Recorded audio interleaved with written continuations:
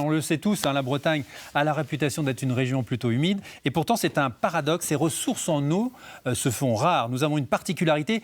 Notre eau potable provient essentiellement des cours d'eau, des rivières, des eaux de surface, dont le niveau est très dépendant de la pluviométrie. Il faut tenir compte désormais du changement climatique, des besoins humains, industriels et agricoles qui seront de plus en plus importants. Bref, il y a de quoi être inquiet pour l'avenir. Optimiser la gestion de l'eau devient une nécessité. Regardez ce reportage de Sarah Ben-Chérifa et Quentin César réalisé entre le Sud Finistère et le bassin rennais.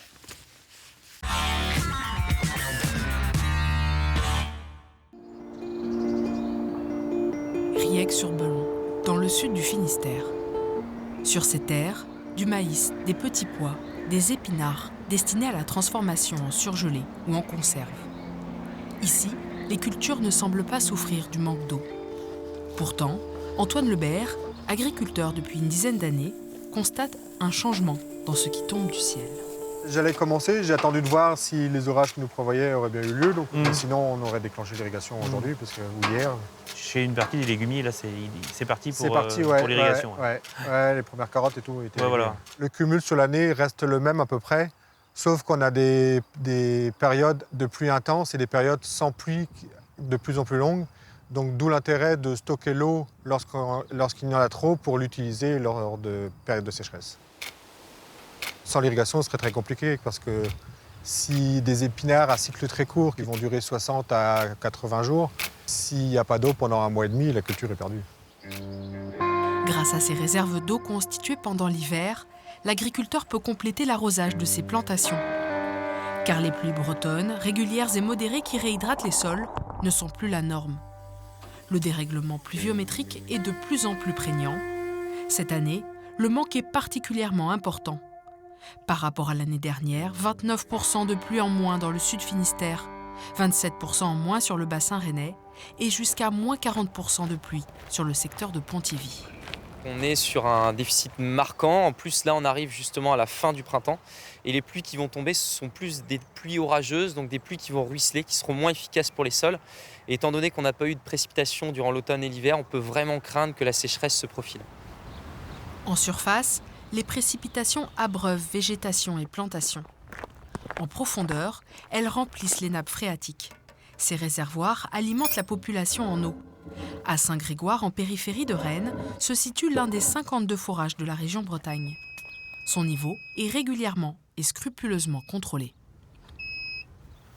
Alors là, je suis en train de mesurer la profondeur du haut de la nappe phréatique. Et là, on est exactement à 5,91 m, donc pas loin de 6 mètres de profondeur. Et c'est une nappe souvent qui varie entre 4 et 7 mètres de profondeur. On va dire que statistiquement, sur nos 15 ans de mesure, on est sur des niveaux modérément bas. Il y a à peu près 60% des nappes en Bretagne qui ont ce niveau modérément bas. La ressource hydrique se fait donc rare dans la péninsule bretonne. Pour éviter de surconsommer le précieux liquide, l'interprofession des légumes de conserve et surgelés a chargé Éric Kerlor de déployer auprès des agriculteurs des outils d'aide à l'arrosage. Cette sonde aujourd'hui permet de mesurer la force nécessaire au système racinaire pour extraire l'eau du sol. Donc on mesure la tension du sol. Donc ça permet derrière de mieux piloter l'irrigation. Après on a cette sonde-ci. Donc ça c'est une sonde capacitive qui va mesurer la teneur en eau, donc la quantité d'eau qu'on a dans le sol.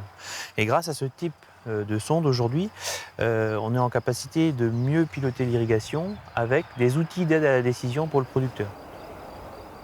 En fait, on va suivre la circulation de l'eau dans le sol et du coup, on va déterminer le seuil à partir duquel on est en sécheresse et donc à partir duquel on doit déclencher l'irrigation. On s'est rendu compte qu'en fait, souvent, on arrivait à décaler donc les tours d'eau, les passages d'eau de quelques jours, ce qui faisait qu'à la fin de la saison, on avait justement économisé un tour d'eau, donc sur 4 ou 5 tours d'eau, donc ça fait environ 20 à 25% d'eau en moins. La pluie entretient les cours d'eau, alimente les nappes souterraines. Elle est donc vitale. Le massif armoricain dote la région d'une mosaïque de petites nappes peu connectées entre elles. C'est pourquoi 75% de l'eau potable consommée en Bretagne provient des eaux de surface. L'eau des rivières est prélevée, accumulée dans des réservoirs comme ici à Douarnenez, dans le sud du Finistère. Ce château d'eau de 1000 mètres cubes encore en construction sécurisera l'approvisionnement de plusieurs collectivités. Alors l'eau, en effet, elle vient d'assez loin par rapport au site actuel de Douarnenez. Elle provient, on va dire, du lac de Brénilis, on va dire, 13 millions de mètres cubes, qui assure le soutien d'étiage de l'Aulne. Ensuite, cette eau, elle est pompée par 2 grosses usines situées à Châteaulin.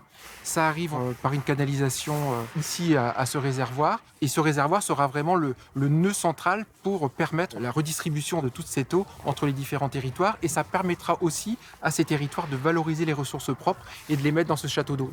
Favoriser les interconnexions et être solidaire sur la gestion de la ressource, un défi pour les années à venir. Car les besoins vont être grandissants. D'ici 20 ans, la Bretagne nécessitera 320 millions de mètres cubes d'eau par an, 12% de plus qu'aujourd'hui. Une inconnue persiste, l'impact du réchauffement climatique. On a des années où il pleut beaucoup, d'autres où il pleut moins, on rentre dans ce contexte. Par contre, on remarque dans un schéma de réchauffement climatique que les hivers seront parfois très pluvieux et que les étés seront de plus en plus secs. Et ces transitions se feront de plus en plus brutalement. Et d'un contexte aussi où les conditions seront de plus en plus humides lorsqu'il va pleuvoir. Par exemple, les pluies seront en moyenne 14% plus importantes d'ici 2100.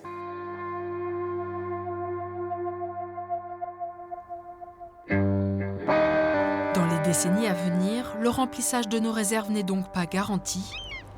La tension sur la ressource nous impose de repenser notre manière de consommer vers davantage de sobriété.